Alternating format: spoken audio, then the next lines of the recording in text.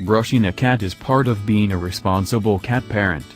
Regular brushing sessions help to cut down on loose dander, the number of hairballs your cat coughs up, and the amount of fur your cat sheds. You'll need different tools depending on whether your cat is a short hair or a long hair. Regardless of your cat's hair length, the inspections you perform before each brushing can help you spot problems in their early stages while they're still treatable. In other words, a routine brushing can save your kitty's life. Method 1. Checking your cat's coat. 1. Wear sterilized rubber gloves. This is a precautionary measure if you find signs of irritation on your cat's skin. You'll be less likely to pass germs into any open wounds. If you find ticks, you'll be able to remove them before they can do further harm to your cat. 2. Recognize what healthy fur and skin look like. Make sure the fur is glossy and smooth. After you stroke it, it should spring back into place. Make sure the skin is soft and free of blemishes. Call your vet if you find dandruff, bumps, bald spots, or wounds. Although these symptoms might signal conditions that can be treated with simple lifestyle changes, they might signal something more serious like mange or hormonal imbalance. 3. Search for signs of fleas.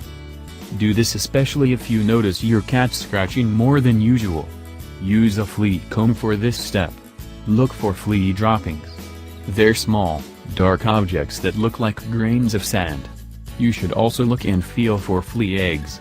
Because they're white, they can blend in with your cat's skin. Like flea dirt, they feel like grains of sand. Other symptoms include bald spots, skin irritation, and pale lips, gums. If you find one or more fleas, your cat probably has many more. Call your vet as soon as possible to work out a treatment plan. 4. Look for ticks. This usually isn't a problem for indoor cats, but it's a good idea to check no matter where your cat spends their time. Ticks are very small when they're not gorged with blood. They're brown with teardrop-shaped bodies. When they're full of blood, they look like large gray cysts hanging out of the animal's skin. If you find a tick attached to your cat's skin, grab it as quickly as possible with a pair of tweezers. Be careful not to pinch your cat's skin. Kill the tick by drowning it in a small container of rubbing alcohol. If the tick has its head in your cat's skin, smother the area with petroleum jelly first. This will cut off the tick's source of air and cause it to back its head out. When it does back out, grab it with the tweezers and drown it in the rubbing alcohol. Disinfect the area before proceeding with grooming. 5. Check under the tail. Look for any fecal matter that might have gotten matted in with your cat's hair. This is often a problem in older cats and cats with long hair. You should also check for small tan objects that look like grains of rice. This could indicate tapeworm, which requires immediate veterinary attention. If you do find fecal matter in your cat's fur, try removing it with a fine-toothed comb. If this doesn't work, and if your cat doesn't object to getting wet, rinse the area with warm water. If you can't remove the feces through these measures, contact your vet. Method 2. Brushing a short-haired cat. 1. Move from head to tail. Use a metal brush or fine-toothed comb. Brush with the grain of the fur. If you go against the grain, you could cause your cat great discomfort. Move gently, yet with enough force to remove loose fur. Be careful when brushing around your cat's ears. Some cats are very sensitive in this area. Many cats love being brushed on their faces. If your cat starts to rub their cheek or mouth on the brush, don't stop them. It will help them to enjoy being groomed. 2. Brush your cat's sides and abdomen. Continue to move with the grain of your cat's fur. Brush the sides first. Using caution, gradually and slowly move toward their belly. If they let you brush their belly, continue in the direction of the hair growth. If they hiss or start to swat, stop what you're doing. Most cats are very protective of this area of their body, as it makes them feel vulnerable. 3. Finish with damp rubber gloves. Apply a small dab of water to your gloves and spread it around the palm and fingers. Pet your cat as you normally would. This will help to relax them and give their coat a glossy shine. It will also pick up any loose hairs that the comb or brush missed. 4. Remove fur when the brush is full. Depending on how thick your cat's undercoat is, you might have to do this several times per brushing session. Quickly pull the fur out of the brush. Place the fur ball to the side until you're completely finished. 5. Repeat 2 to 3 times a week. Make a note of how much shedding you see at different times of the year. Depending on the climate, your cat might need an extra brushing session on certain weeks. Stick to a regular schedule so that your cat can get used to the routine. This will also lessen the risk of hairballs. Method 3. Brushing a long-haired cat. 1. Brush with a wide-toothed comb. Comb with the grain of the fur. If you go against the grain, you could cause your cat great discomfort. Move gently, yet with enough force to remove loose fur. Start combing at your cat's head and gradually move toward their tail. 2. Comb the longer locks on the armpits and belly. Continue to move with the grain of the fur.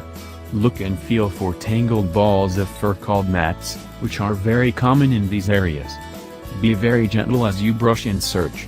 Many cats feel threatened when touched in these areas. It might take them several brushing sessions to get used to being combed there. 3. Detangle any mats. Try using your fingers first. Gently work out each mat in downward strokes. Start at the bottom of the matted hair and gradually work your way up as it detangles. If this doesn't work, use a mat splitter, working in the same manner as you did with your fingers. You can buy a mat splitter in any pet supply store. If you encounter one or more stubborn mats, don't try to cut or shave them off yourself. You might unknowingly cut your cat's skin. Call your vet or groomer for a professional detangling as soon as possible. Breeds like the Norwegian forest cat require extra care due to the long tufts of fur that grow from the pads of their feet. If you're lucky enough to have a cooperative kitty, comb any mats or kitty litter out of these tufts with a finer toothed comb. If they put up a fuss, contact your vet. 4. Use a rubber mitten. After you put the mitten on, pet your cat in a normal fashion.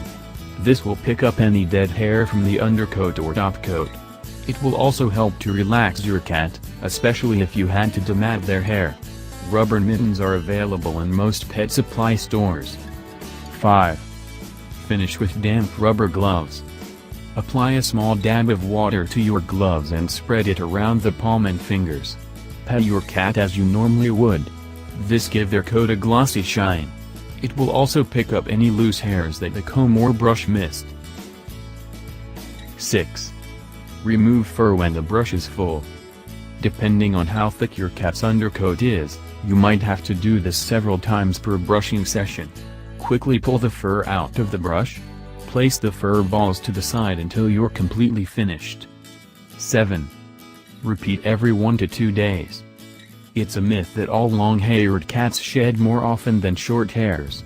However, they are more prone to matting and hairballs. Daily brushing, or brushing every other day, will make these hazards less likely to occur. Tips. If they let you groom them without any fuss, reward them with a treat or a cuddle. There is no set rule on how long each brushing session should be. It all depends on what your cat is comfortable with. Avoid brushing your cat right after nap time or during mealtime. Wait until they're relaxed and content. Some cats have an urge to want to bite the brush or comb even though they like being brushed. In the beginning, have 2 brushes, one for you to use, and one for your cat to bite. Warnings. If your cat hisses or swats at you while you're brushing them, call it a day and try again tomorrow. If you force a brushing on them, you could lose their trust. Don't force your cat to sit for a brushing if they hiss, swat, or run away from you.